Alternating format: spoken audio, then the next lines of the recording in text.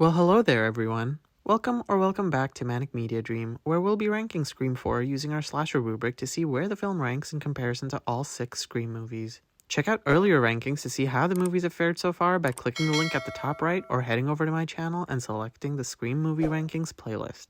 The aughts were a weird time for horror movies because studios were churning out remakes of popular horror movies from the 80s and 90s with little to no insight into why these movies worked in the first place. See A Nightmare on Elm Street, Prom Night, The Texas Chainsaw Massacre, Halloween, Black Christmas, and more. Aside from these movies often having a weird dark greenish filter courtesy of Michael Bay, yes, that Michael Bay, like what the hell, on them to make it impossible for you to actually see what's happening on screen, these movies also had uninspired characters, mediocre motives, no heart, and made it seem like the only reason they existed is to line the pockets of Hollywood executives at the expense of passionate horror fans. Enter Scream 4, a rare entry that functions as both a sequel and a remake according to the rules discussed by the characters.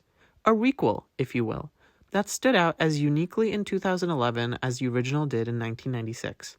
So after returning from an 11-year break, will Scream 4 continue the legacy of the franchise by being a respectable slasher entry? Will it stick to its roots as it innovates to keep up with the changing times? Will it be able to balance its identity as a sequel and remake? We just might find out in 1, 2, 3... Scream 4. I would say Scream 4 is the most underrated Scream movie, but that would be a lie, because the truth is, Scream 3 is the most underrated Scream movie. Okay, again, let me curb my bias super quick. Scream 4 is definitely the most underrated movie in terms of box office performance. Like, the movie did so much right that it didn't make sense that it didn't go past 100 million at the box office. Like, worldwide. It literally only made like 98 million. What the fudge? Like, what were y'all doing when Scream 4 came out that you didn't have time to go to your local AMC or Cineplex to contribute your hard-earned money to greenlight more sequels? I was underage, so that's my excuse. But come on. We could have had a whole other trilogy in the 2010s because Scream 4 is a masterpiece. But let's put it to the slasher criteria test and see how much of a masterpiece it really is. Kill count.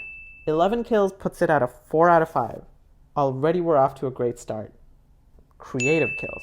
While there weren't necessarily any over-the-top kills like in the original Scream trilogy, i.e. houses blowing up and intestines flying around, Scream 4 did put up a pretty gory fight.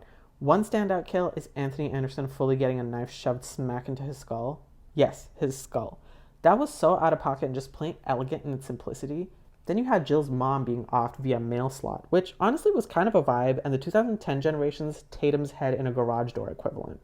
Like, they were so close, and then they just weren't. I was rooting for you! We were all rooting for you! How dare you! Jill's electrocution at the end of the movie was also super creative, but not creative enough since Stu had been electrocuted in the first one, so I'm not going to be too giving with the points for that one. Dave Franco's wife being pushed off of a building was epic, but they'd already pushed Cece off a house in Scream 2, so again, it seems kind of recycled.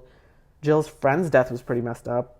Okay, fine, I'll give them that. So on the creativity scale, I'll give them a 3. Thrilling chasing.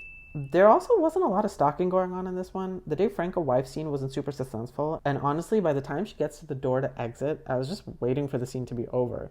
The scene that does stand out is Gail in the barn trying to get away from Ghostface. I really thought it was over for her in that one. In addition to that, I don't know if this counts, but Sydney running on the roof of the house was pretty epic, and she outsmarted Ghostface, so I'm going to add that to the thrilling chase scene list. Let's go with a 3. I don't know, I'm feeling conflicted.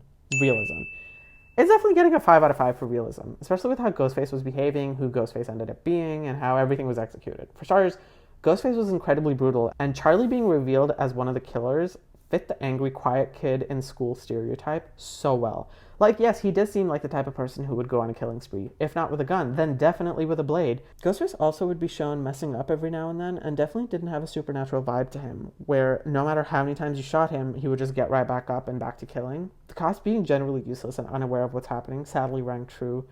Sydney writing a book, Gail going through her own personal crises. Honestly, the drama in the movie rang true and really made you feel like this could be happening a few states over. Jill's motive, which to be discussed shortly, also sadly made a lot of sense considering what people on the internet are willing to do for clout. Cast. Again, knocked it out of the park. Give Emma Roberts all the awards. Give that Culkin kid all the awards. Give the cheerleader from Heroes all the awards. And just give the whole cast anything they ask for. For a new generation of survivors taking over for a new entry in what is considered an iconic franchise, the actors and actresses knocked it out of the park and really settled into their characters without being pretentious, awkward, or making themselves feel out of place especially considering the pressure for the movie to perform well. 5 out of 5. Motive. Again, tragically true, you got the Culkin with incel vibes towards the cheerleader from Heroes, plus putting his simping 101 syllabus into action with a very dominant woman in Jill, and you've got great commentary on some seriously disturbed internet users who feel the only play they're gonna get is by using a knife or other deadly weapon as a stand-in for their penis. Overcompensating much? Motive sadly holds up. And then Jill, the clout chaser. She's killing her aunt because she's an attention seeker. Given the climate around the internet then, and what the climate has turned into, this movie was way ahead of its time. Like, this woman literally killed her own mother for attention. Like, again, this woman literally killed her own mother for attention. Something so Kardashian about that, but I just can't put it into words. That's crazy, but crazy enough to be a great motive. 5 out of 5, mainly because of how well that insane motive was executed. Seriously, these initial Scream movies are doing a really great job of executing what could be seriously questionable storylines really, really well. The gravitas of it just doesn't make you question it almost. Like, seriously, it's the difference between getting a 1 or a 5, but the way this movie delivered, it's a 5 all the way. Horror, humor, balance. I can't recall even smiling during this movie because of something funny that was said by a character. The cops were kind of funny, I guess. Sydney, Dewey, and Gail's interactions are always cute. I'll give it a 2. It was more horror than humor, not gonna lie. Brutality. A 5 out of 5. That Culkin kid was crazy, flinging people off buildings and painting their rooms with their blood.